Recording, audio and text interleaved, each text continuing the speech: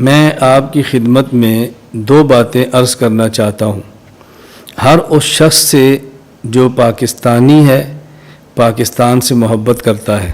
Number ایک، ہم آج کے دن سے اپنے گھر، اپنے دفتر، اپنے مدرسہ، اپنے اسکول، اپنی دکان، ہر اس بلڈنگ پر جہاں ہمارا اختیار چلتا ہے، اپنے پاکستان کا محبوب پرچم لہرائیں، پاکستانی ہونے کا ثبوت دیں، اپنے عمل سے بتائیں کہ مجھے پاکستان سے محبت ہے اور پاکستان میرا ملک ہے۔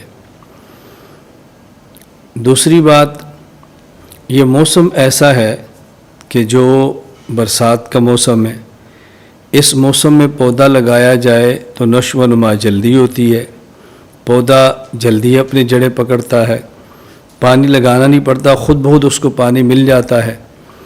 ہمارے پاکستان کی آبادی لگ بھگ 22 کروڑ کے قریب ہے، 22 کروڑ کے لگ بھگ ہمارے پاکستان کی آبادی ہے۔ تو اگر ہر شخص ایک پودا بھی لگائے تو 22 کروڑ پودے لگ سکتے ہیں۔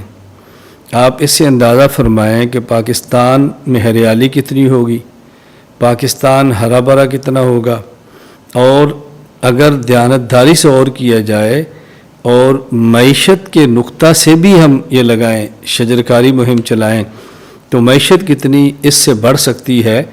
ہر آدمی اپنی استطاعت کے مطابق اپنے ملک کو مضبوط کرے۔ تو ہم دو چیزوں کا اہتمام کریں۔ نمبر ایک، جہاں اختیار چلتا ہو اس بلڈنگ پر پاکستان کا سبز ہلالی پرچم لہرائیں، اور جہاں ہمارے بس میں ہو کم از کم ایک پودا لگائیں۔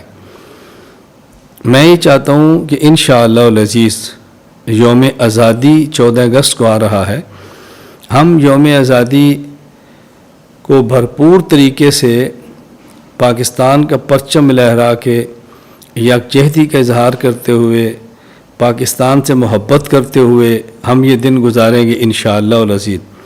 لیکن ابھی سے پرچم لہرانے شروع کریں تاکہ دنیا بھر کے ہر اس شخص کو جو پاکستان سے محبت کرتا ہے، دنیا کے کسی کونے میں رہتا ہے، اس کو خوشی ہو، اور ہر وہ شخص جو پاکستان سے اللہ نہ کرے نفرت کرتا ہے، بغض رکھتا ہے، دنیا کے کسی کونے میں رہتا ہے، اس کو احساس ہو کہ پاکستان سے محبت کرنے والے، پاکستان کو مستحکم کرنے والے اور پاکستان کو خوشحال دیکھنے والے الحمدللہ کروڑوں کی تعداد میں لوگ موجود ہیں۔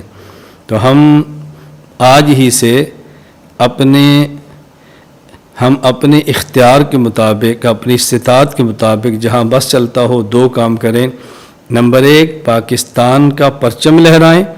نمبر دو، کم از کم ایک درخت لگائیں۔ اللہ تعالی ہمارے پاکستان کے اس پرچم کو سدا بہار رکھے، لہرائے رکھے، ہمارے اس علم کو بلند و بالا رکھے، پاکستان کو ہرا بھرا رکھے۔ اللہ تعالیٰ پاکستان کو خیر کا مرکز بنائے اور ہر قسم کے اندرونی بیرونی خطرے سے محفوظ رکھے، ہر قسم کے شر اور فتنے سے محفوظ رکھے۔ السلام علیکم ورحمۃ اللہ وبرکاتہ۔